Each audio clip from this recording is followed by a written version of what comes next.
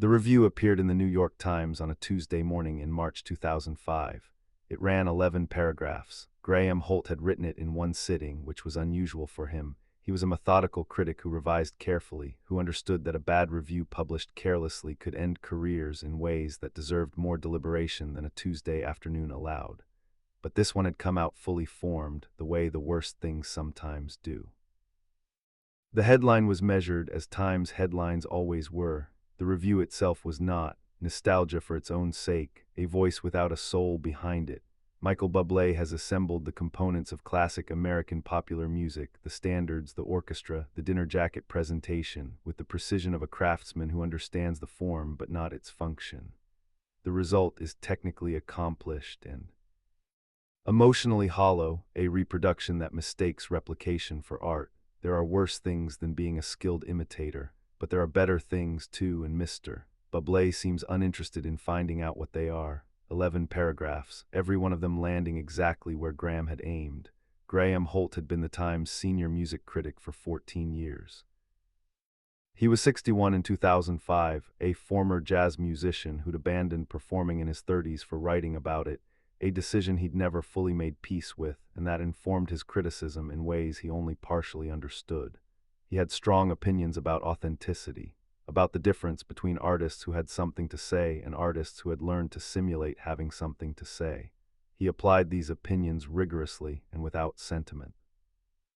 His reviews had launched careers and ended them. He considered this a feature of his position rather than a burden. The Bublé review felt righteous to him when he wrote it.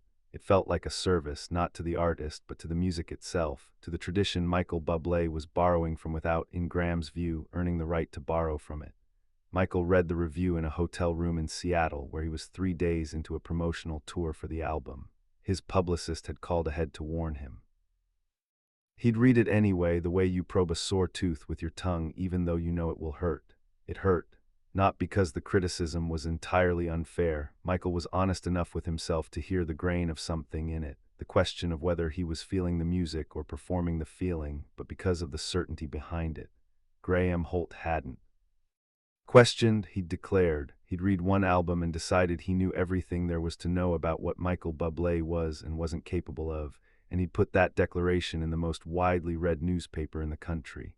Michael's manager called, his label called. His publicist suggested responses, counter-narratives, sympathetic critics who might publish something more favorable. Michael declined all of it. He'd learned early that arguing with critics in public was a losing proposition. You either ignored the review or you let your next work be the answer. He chose the latter. He went back into the studio and worked harder than he'd ever worked. He dug deeper into the emotional core of the songs he was covering, pushed past technical precision toward something rawer and more honest. He let himself be more vulnerable on record, more willing to let imperfection live in the final takes, because imperfection was where feeling lived.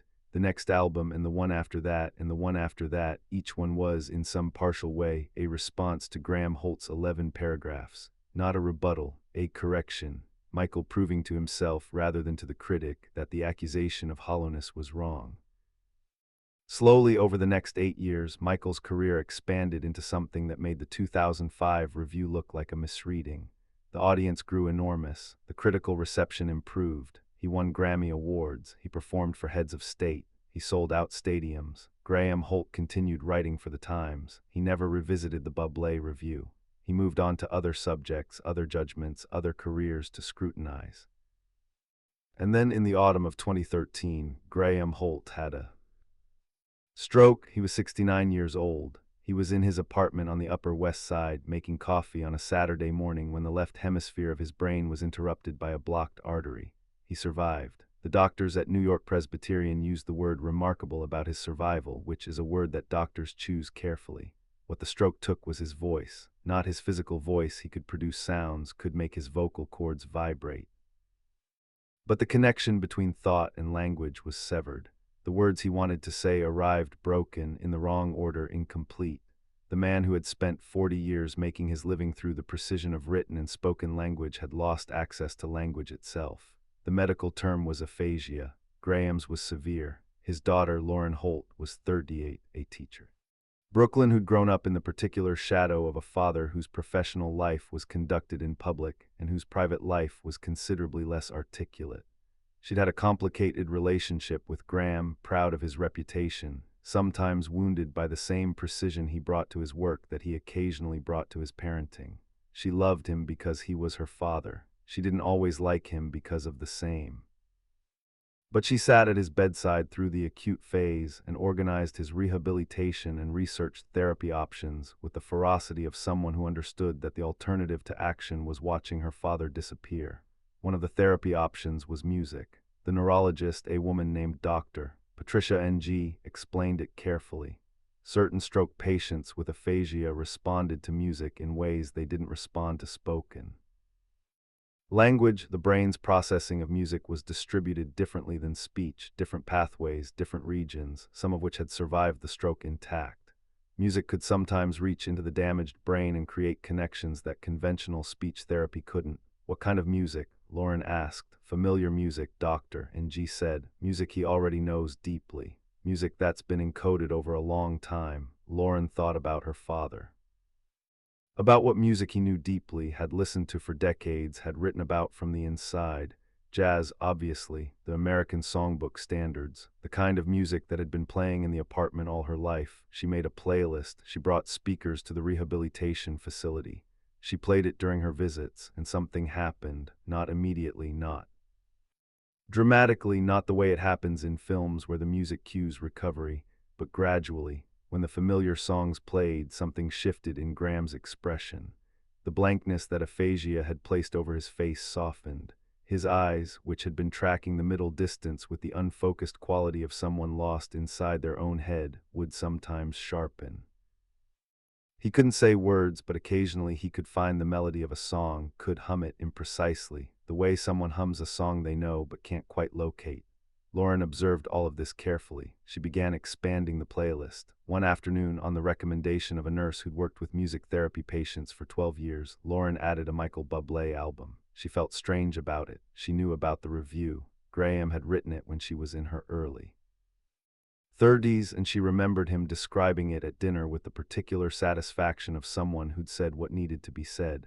She'd read it and thought it was probably harsher than necessary, but she'd said nothing because arguing with her father about his reviews was not something she'd ever successfully done. The Michael Bublé album played on a Tuesday afternoon in February 2014. Lauren sat next to her father's bed reading a book, the music running in the background more for atmosphere than expectation.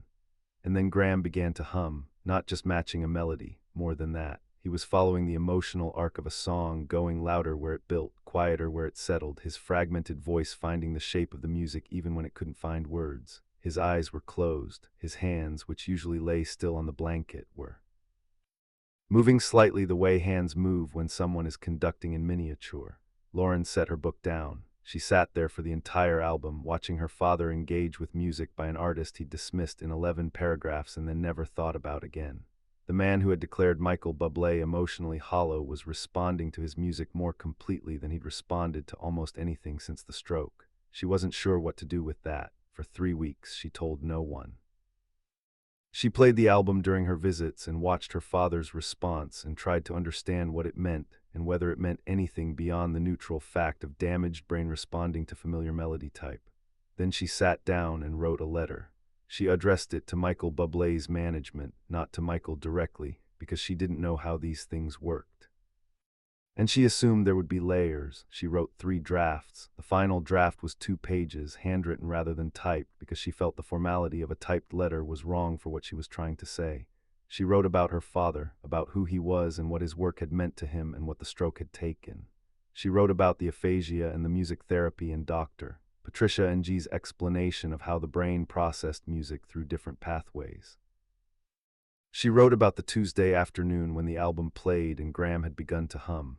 And she wrote, "I want you to know that the man who wrote that your music was emotionally hollow is now communicating through it in ways he can't achieve through any other means. I am not writing to apologize on his behalf. That is not mine to give.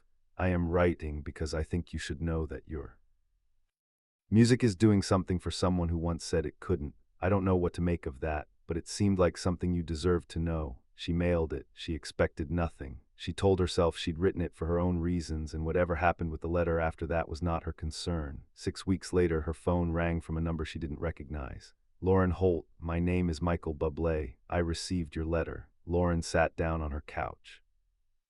She had not actually expected this. I've read it probably 15 times, Michael said. His voice was quieter than she'd expected, less polished than the interviews she'd seen. I want to ask you something, and please tell me honestly if this is overstepping. Okay, Lauren said. Would your father want to hear from me? Or would that be, I don't know. I don't want to make this about me, but I've been thinking about your letter for 6 weeks, and I keep coming back to the same question. Lauren thought about her father, about the complicated man in the rehabilitation bed who'd spent his career making declarations about other people's worth and was now dependent on those people's work to reach his own mind. I think, she said carefully, that my father would not have wanted to hear from you. But I think the person in that bed now is different from the person who wrote that review, and I think the person in that bed would. She stopped, started again. I think he might need it. Michael flew to New York 4 days later, not for publicity, not with a camera crew or a publicist, just himself and a guitar on a flight from wherever his tour had taken him, landing at JFK and taking a car to the rehabilitation facility in Midtown. Lauren met him in the lobby. She'd been nervous about this for 4 days, about what her father would understand, about what he might try to say, about whether this was an act of kindness or an act of her own need to see something resolved. Michael was less nervous than she'd expected. He seemed to understand instinctively that this wasn't a visit about the review. That was not what either of them were there for. They walked to Graham's room together. Graham was in his chair by the window, the way he usually was in the afternoons, upright, present, but with the particular stillness of someone whose inner life was no longer easily accessible from the outside. He looked at Michael without recognition, then with something that might have been recognition, then with the uncertain expression of someone who knows they should know something and can't locate it. Dad, Lauren said gently, this is Michael Bublé. He's a musician. He's going to play something for you. Graham's eyes moved to the guitar case, then back to Michael. Michael sat down in the chair across from Graham, took out his guitar and played. Not a performance, not a concert. He played the same songs that had been on Lauren's playlist, the ones that Graham's damaged brain had learned to follow.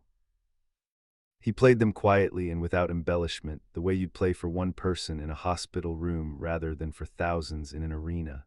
Graham hummed along, not always correctly, not always in time, but following, reaching for the melody the way you reach for something just at the edge of your grasp. Michael played for 40 minutes. When he stopped, the room was very quiet.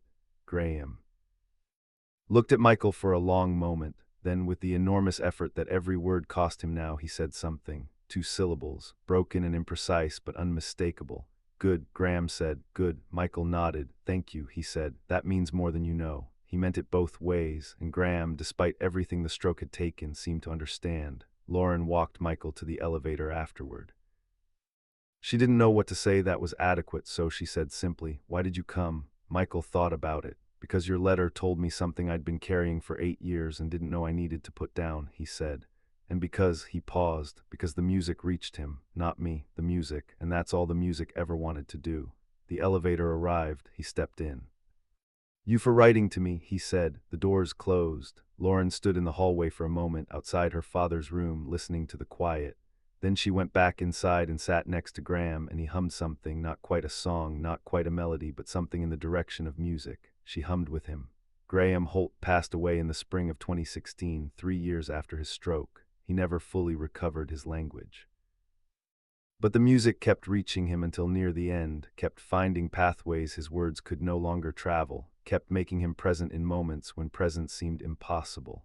Lauren kept the playlist running through all of it. Michael Bublé never spoke publicly about the visit. He mentioned it once privately to a journalist friend who had the discretion not to print it. I went to see a man who tried to reduce me to a footnote, and I found out that what I'd spent 8 years making in response to his words had been keeping him company in his last years. I don't know what that means, but I think it means the music was bigger than both of us. It usually is. That's the thing critics and artists both sometimes forget. In the long argument they conduct across the space of reviews and responses and careers and legacies, the music doesn't take sides. It just does what music does, finds the pathways that are still open, reaches the places that everything else can't reach, and stays until it's needed no more.